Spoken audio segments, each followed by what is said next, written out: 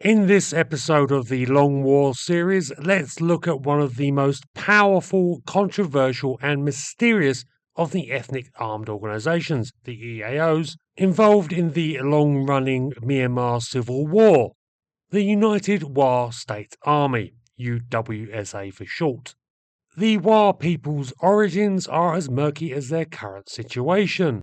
Very little exists about them in the historical record, with most references being in scant writings left by other ethnic groups of the area, the Imperial Chinese, and in verbal legends. But there is evidence that the Wa once inhabited a large area of Southeast Asia, stretching from current-day Myanmar up to China and then east through northern Thailand. The Wa were displaced by a new people coming into the area over the last 1,000 years, until eventually they were limited to a small fragment of rugged country on what is now the Myanmar-Chinese border. This was such a backwater that the British, who notionally ruled the place from the 19th century, didn't even bother to survey it or pay any attention to a people who were practically little more than an extended mountain tribe. Indeed, it almost looked for a time that they might be swallowed up by the other ethnicities of the region, or even subsumed by Chinese Muslim immigrants fleeing persecution in Imperial China. But the Wa persisted in their remote enclave, at best overlooked, but more generally unknown, with the exception of the odd Christian missionary who braved the wild hill country, and from whom we have the first proper anthropological observations of the Wa, though most of these focused on the bloody rituals of animal sacrifice that the Wa practiced, as well as their headhunting of the neighbours. But lurid stories of their cultural habits aside, the Wa largely continued to be ignored by the outside world throughout the 20th century, though the creation of the modern states of Burma and China saw their population now spread across the borders of both of these new nations.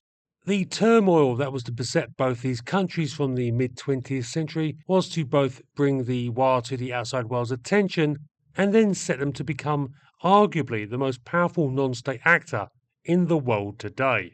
The collapse of the nationalist Chinese in 1949 saw essentially an entire army flee across the borders into neighbouring countries, causing huge disruption and strife to those living there. This went hand in hand with a boom in opium production and the creation of the infamous Golden Triangle, which would be the world's biggest producer of heroin for 50 years.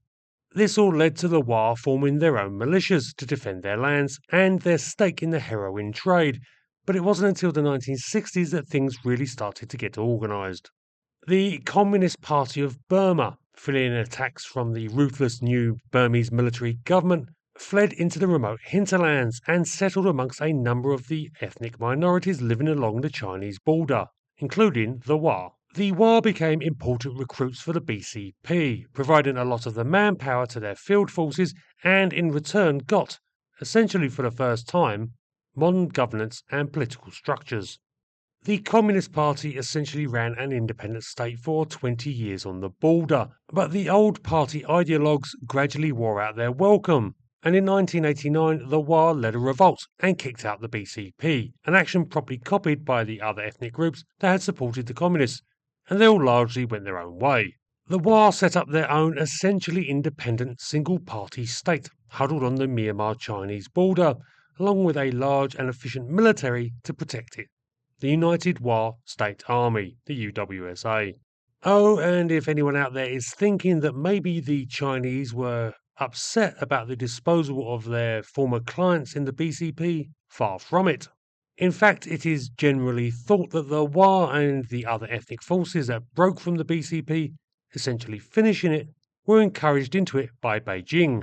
The likely thought reason for this was because the old communists who run the BCP were, rather unfashionably, dedicated believers and thus an impediment to doing business. And the Wa are all about business. And business was good. With the BCP out of the way, the Wa were free to really establish themselves in the heroin trade, becoming one of the foremost growers of opium poppies and a global powerhouse for drug production. For all of the news ink and history written on the South American and Mexican drug cartels, I'll be frank, compared to the Wa, they're like messy amateurs. Because the Wa have been extremely clever in securing their own position and evolving with changing times and pressures, while also managing to stay clear of the vicious fighting that has embroiled Burma for generations.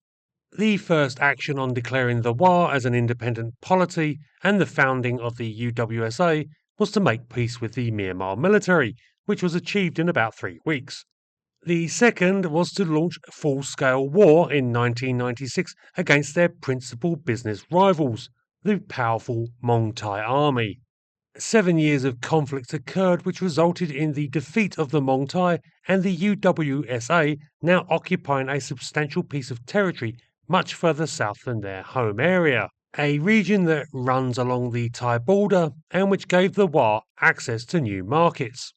And if it seems that I am really emphasizing the Wa and their interest in business, whatever business that may be, well, that's because I think that that is their leader's primary motivation: doing business. Because the Wa have shown a remarkable adaptability to opening markets and staying ahead of the competition. The Wa were one of the first to really grasp the possibilities of methamphetamine as the illicit substance of the future. Easier to produce and transport than heroin, meth became a trademark of the Wa. Literally. I recall getting a briefing in 2013 that said that the Wa were upset because at that point they had actually got out of making meth because of the international scrutiny it was bringing upon them. Unfortunately, some unprincipled swine amongst one of their rival EAOs was producing meth tablets with the W stamp on them that had been the Wa's quality assurance trademark, for want of a better word. Naturally, the Wa were annoyed that they were now getting all the heat but none of the profit. Now, I can't say for certain that the Wa have actually fully quit the drug trade, though they say they have. But to be honest, it is a possibility because the Wa are, as said, all about doing business and they have diversified their portfolio. Pankam, the unofficial capital of the Wa, that sits just across the border from China, is a modern city, very much, understandably, in the Chinese model, with hotels, restaurants, and casinos. The Wa have grasped the opportunities that the burgeoning Chinese economy has meant for them, and they now cater to the whims of Chinese tourists en masse, allowing them to indulge in the vices not available to them in their homeland just across the border. A number of the other EAOs have also done this, but none as successfully as the Wa. What they have been able to do, despite the decades of conflict that has racked Myanmar, is offer stability, much of it thanks to the formidable size and reputation of the UWSA, and the protection that their Chinese allies give them. And this security is guaranteed because the UWSA is by far the best equipped of the EAOs. While other groups, even long and well-established ones like the Kachin and Karen, may be able to field at best a handful of advanced weapons such as man-portable air defense systems, the Wa are not shy of demonstrating that they not just have anti-aircraft missiles, but even armoured vehicles and, according to Janes, 122mm howitzers and modern anti-tank systems. There were even stories not that long ago that the Wa had helicopters available to them, though they did deny this. Be in no doubt, the UWSA, of all of Myanmar's myriad of EAOs, is a proper state-based military.